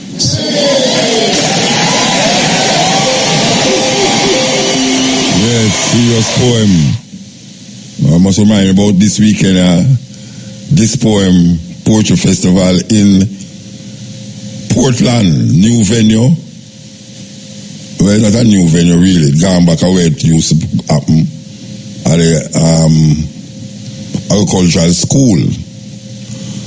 Okay, we'll continue the journey. Here we go. Serious reason that one I come up. Serious. Giving our kids free access to social media and phones at young ages. They are not ready for it. Their minds cannot cope with the dopamine. They can only have it up to a certain hour, and you take it away. They're children. You can take the phone away. We've got to intervene as parents. But as companies, we now have to deal with the influx of kids that are coming into our companies with addiction. Watch, I see it all the time. Walk through any office. You'll see the older employees have their phones on the sides of their computers as they're working. You'll see the youngest employees have their phones face up in front of their keyboards between their arms as they're working. And this is how they work.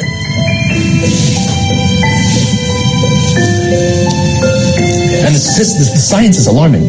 They did experiments on mice where they did the multitasking. They put flashing lights to mimic going from the computer to the cell phone, the computer to the cell phone to the TV.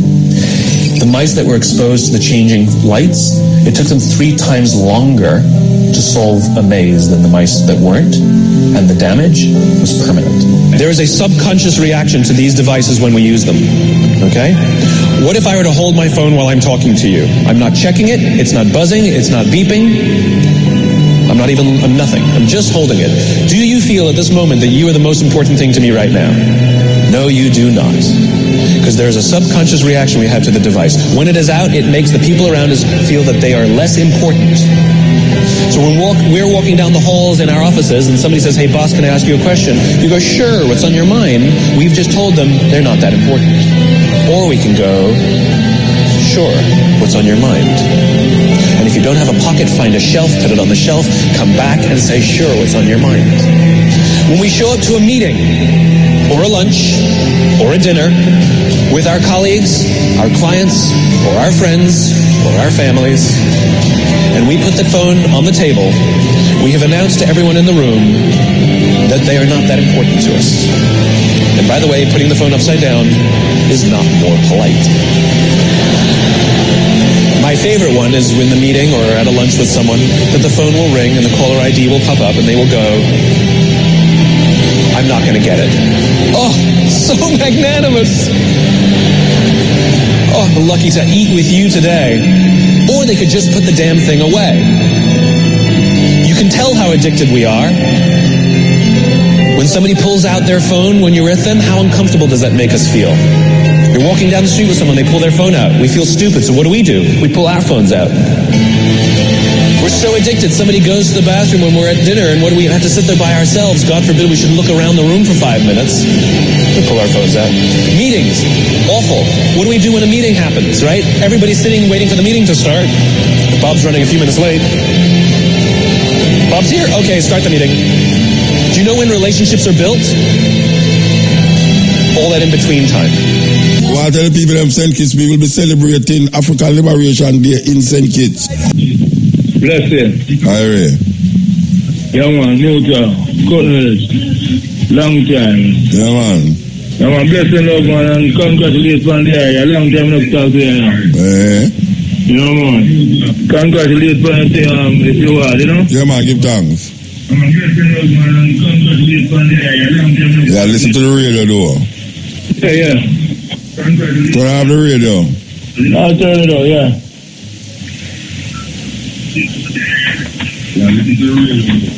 Come on, let me turn it on, yeah? Yes, sir. Remember one long time I tell you about the accident that happened up at the Moon Palace place there? Moon Palace? Yeah, for Jamaica Grand. Yeah. Where this time man, we get a liar. Yeah. Unconsultant liar now is a registered liar. Who? Unconsultant.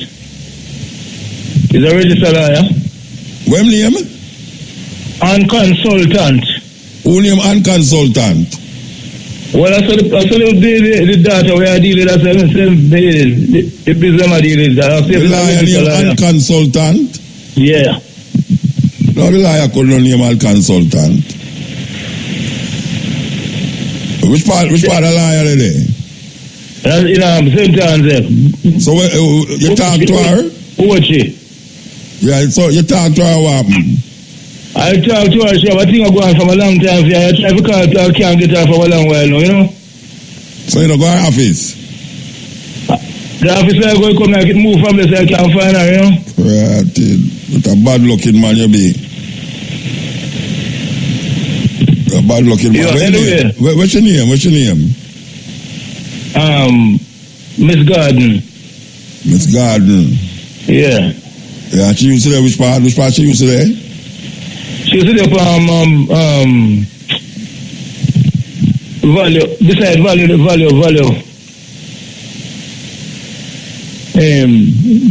Value Mart there. Yeah, well, I don't know what to tell you because you can't find her now, I don't know. You get her money?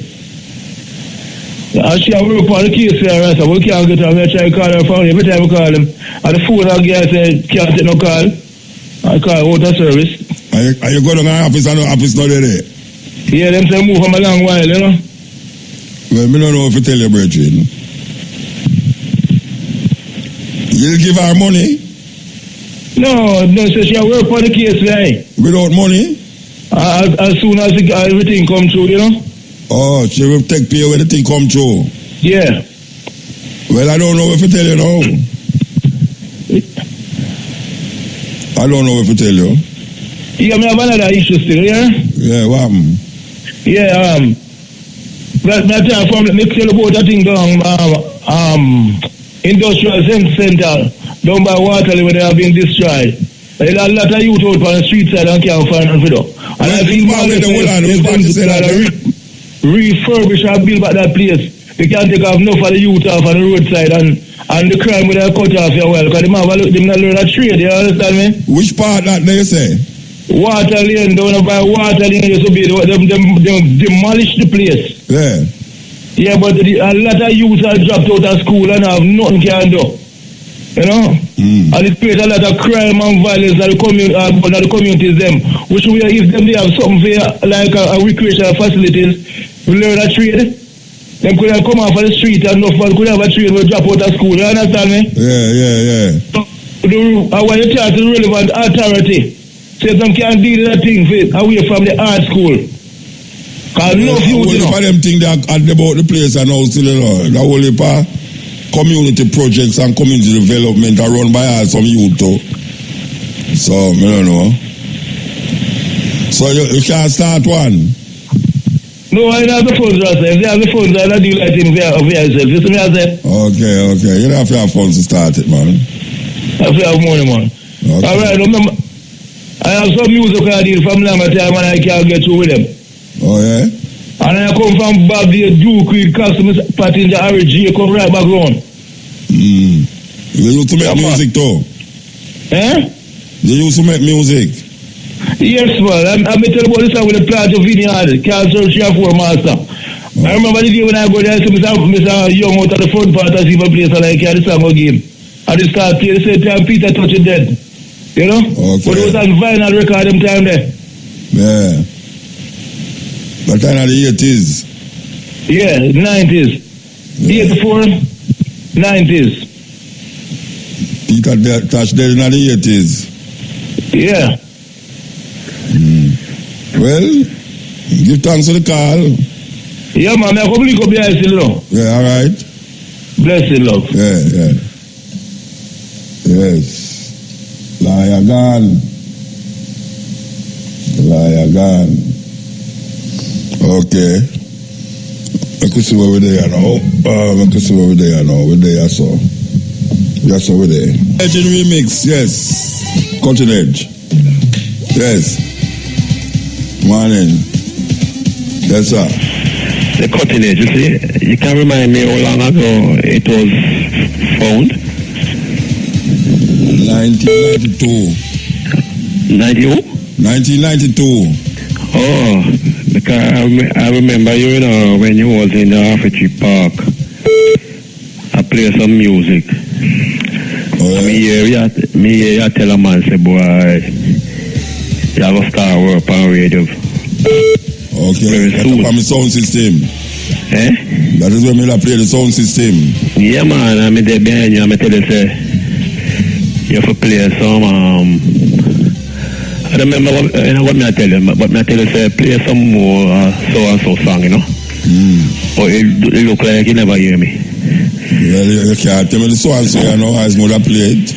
Because me I tell a man, say, you supposed to start work on radio. Yeah. Them time there, you know? 20 odd years ago. Yeah, man. You remember the so-and-so music you remember the so-and-so music when you do I hear? Yeah? I think I want burning spear, me not tell about, you know. Yeah. But I remember when you used to lay down on the water fountain, man, down on the High Times record, you know? Yeah, that China record job. Yeah, me see you go through with your briefcase and your barefoot, you know?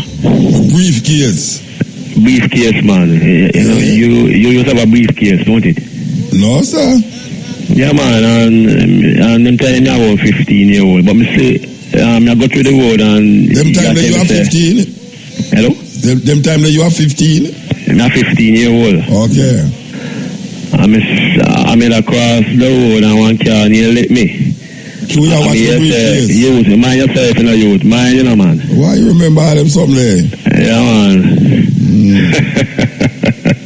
Yeah, man, Mr. Pass and Pierce a regular, man. Alright, we're still about you, man. But, you know, so Kingston Technical School, me used to go to do. You used to go Kingston Technical too? Yeah, man, but, when we start go Kingston Technical, you left the school there around 15 years or 12 years, you know. Right. But me passed through the school the other day, you know. When you was getting the award thing. Oh yeah, you did down there? Yeah, but I was so disappointed. With what? Cause the school mash up, man. Yeah, terribly, eh? Oh, the school looks, man, like a war zone. I tell you. I mean, hear some IRA FM workers, I say, boy, that classroom, they look nasty, man. Yeah, how the place look so? You asked me that? So the place now get no sponsor from nobody. Well, we have to do something down there still. One worker down there tell me say one Chinaman come there like every couple of months and do something. Oh yeah? So I wonder if the Minister of Education. No, well we have to do something down there. I refer we have to do something down there. Oh yeah, do something fix up. Well, I don't know fix up. I don't know something we are going to do. But I don't know what going on at school. Like, when we used to go there, it never fun dirty and nasty up and so. Eh? Well, things at time change, you know. If you see how the thing I go, if you look at all the place how it look, you know, say, things at time really change, you know? Yeah, and then Mr. Ray was the headmaster, and Miss Cumming was the the vice principal. Yeah, when we did go there, Miss Cumming was just an ordinary teacher. Eh? Yeah, she was no principal, she was an ordinary teacher. It's a likeable woman, you know? Yeah. But all the mash up now, man. Yeah. Man, you know, I like what the man deal with the thing, you know? Yeah. But the last thing is it? Workplace and the engineering, you know, metal workshop, them things that kind of gone now. Yeah, man, and the place dirty and something there. So, them couldn't look after them couldn't make the place look presentable that when you're always going to keep a thing, people can come and say something look good. Yeah, well, we try our best to put it a certain way still. Eh? Yeah, then I reckon no carry people on there to clean up certain thing, man. Boy. Yeah, it look like they want a new principal, man. Okay. Yeah. But the last thing, I mean, say when you're there, Brazil have a lot of good road. And what if highway and this and that. That's true? Brazil? Yeah, man. Yeah. Brazil no big place, man. I mean, I have some nice road, better road than Jamaica by far. Then what you think Brazil is? You think Brazil is a little country? Brazil is a big place, you know? But at the same time, yes, when you go in the corner, you see around 100 street boy, a big money. And I eat out a garbage pan. And I rob people. That's true? Well, I don't know if it's Brazil or some place in a Brazil. Yeah, man, me say when you... No, but I'm not everywhere in a Brazil state, so... Yeah, but me say yeah, some part of Brazil when you park up. Yeah, parts of Brazil will stay, so yes, like in New York, said we, you have places in New York where, or in California, you know. Yeah. You have man that rob you, said we, you know. So that's for sure, say when you have pretty road, that don't mean to say your country have a turn first world country, don't it? No, well, I'd not decide first world. Big road not decide first world. So first world are when you invest on the people, invest on the people in medication and those things, don't it? Well, I guess so. Uplift the people mentality. Yeah. That's a first world country start, don't it? So maybe this leader need to concentrate on that more than the whole thing first.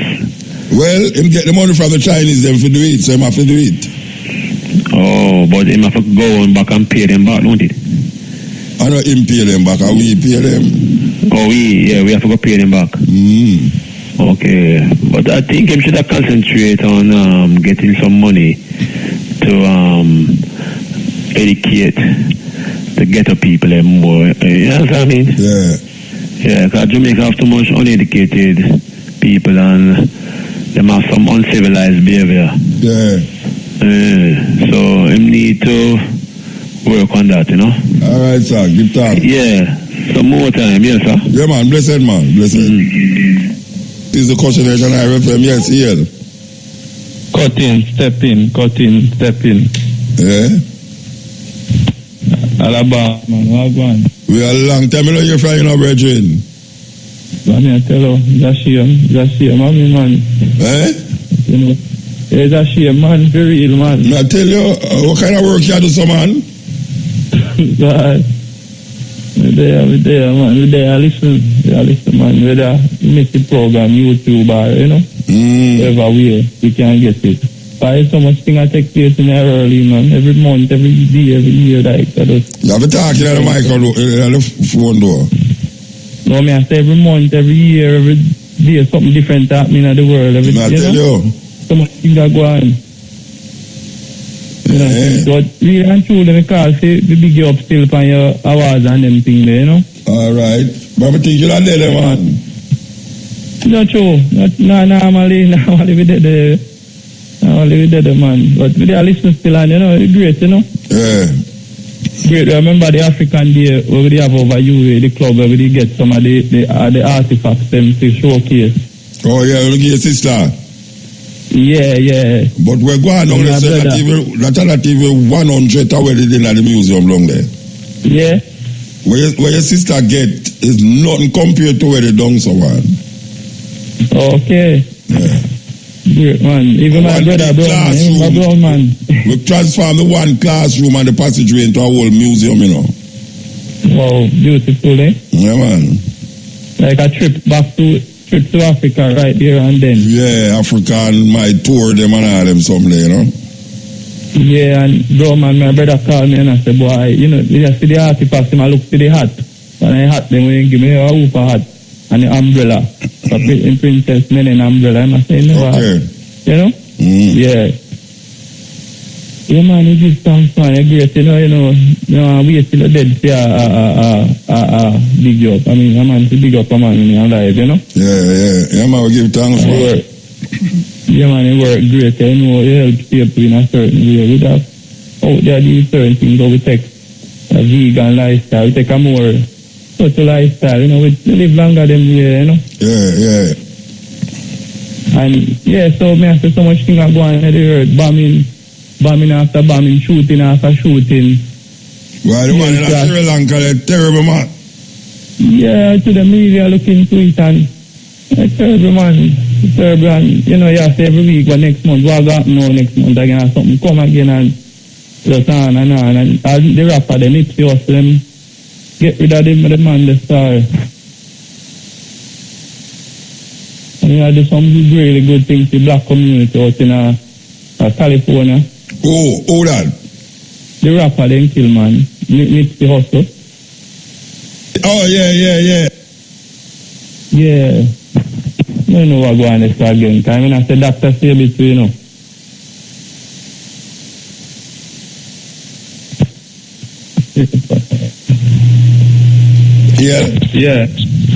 Yeah, we're there. So, I said Dr. Sabi too. So, you know what going on this again. He must go and do a documentary upon Dr. Sabi. Yeah, we see that time I say, alright. But I don't know what's going on. Yes. Strange things are happening, Strange things are happening. Yeah, strange every day, So, we give thanks to them still I go through a sieve through madness and pick out, enlightenment and, Yeah, give thanks. Yeah, man. So, let's see if we long to call you again. Yeah, man. All right. Bless you. Yes, long time caller. Cutting edge, Yeah, Muta. Yeah, man, blessed man. Yeah, man, good night. Well, it take a long time to get you, so I'm glad we reach the same way. Yeah, man, give thanks. Yeah, man, so me is not, I'm going to study economics or any of them things that like a politician in study, but I'm also a young person too. I look for the future of the country.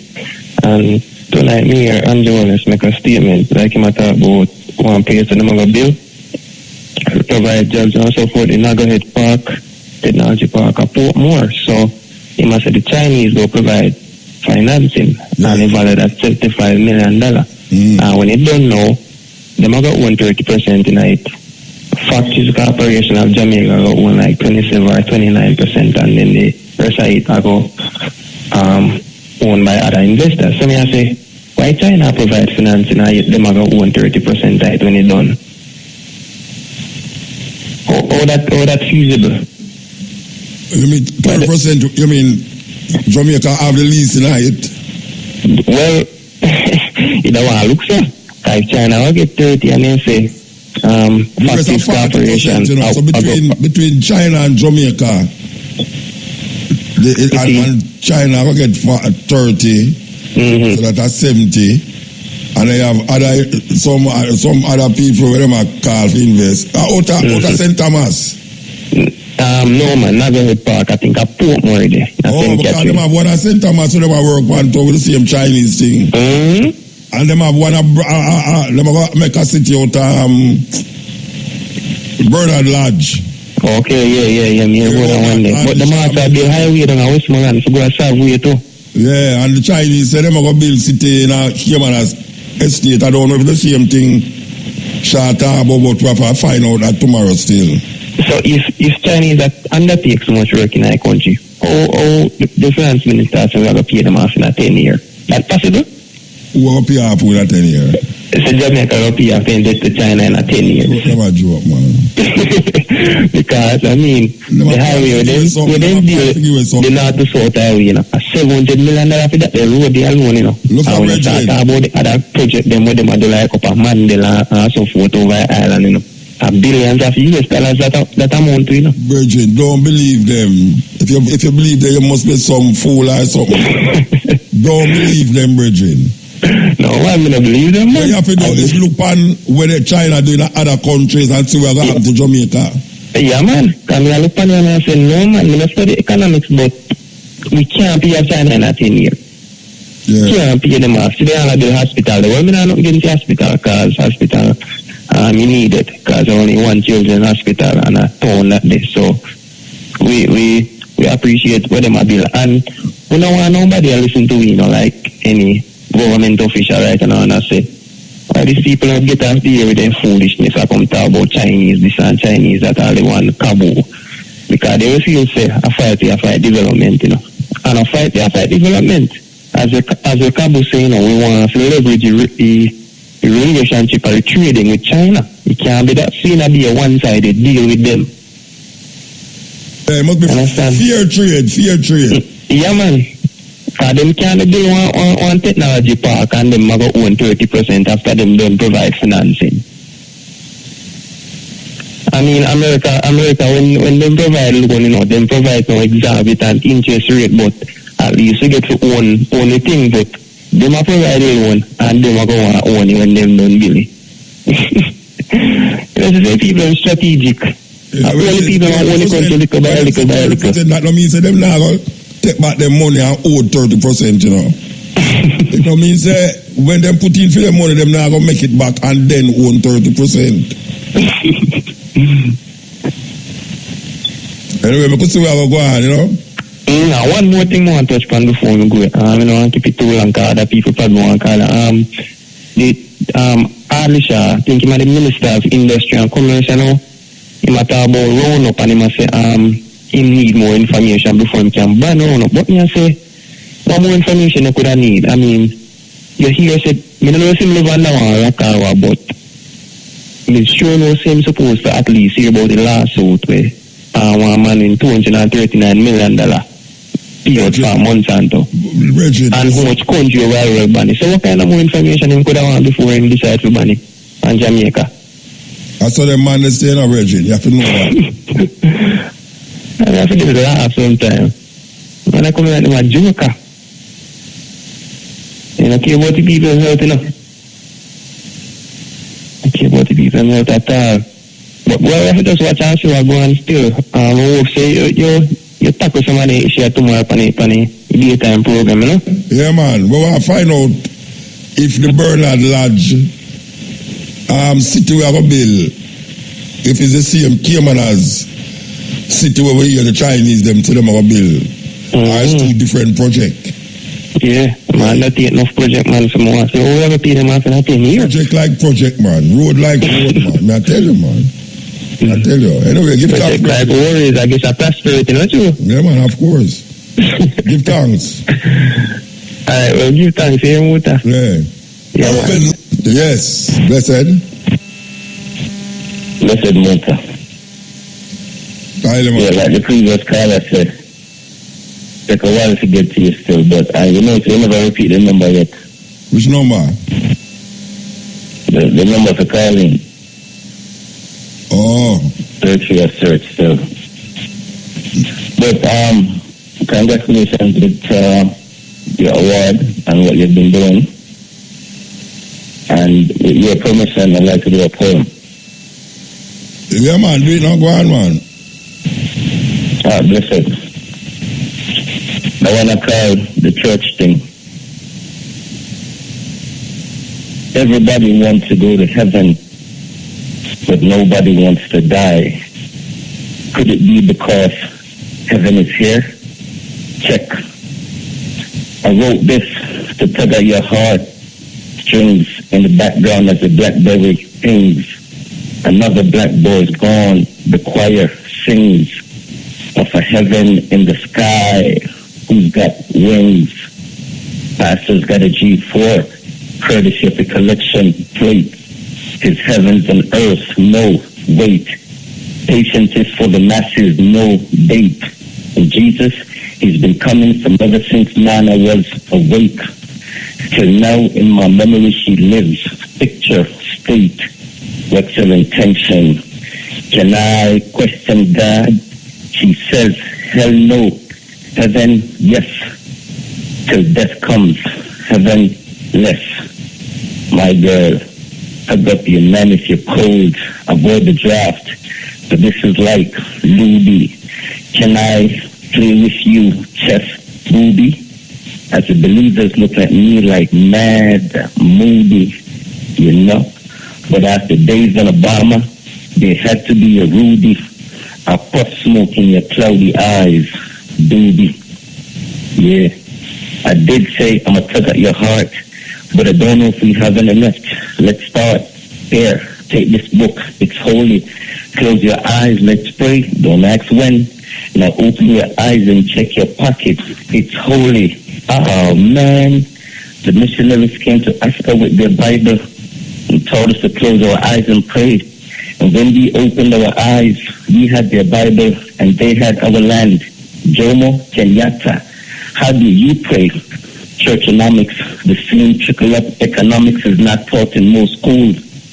So I try my best not to be a money fool. Just cool. My girl, hug up your man if you're cold. Avoid the draft. So this is like Luby.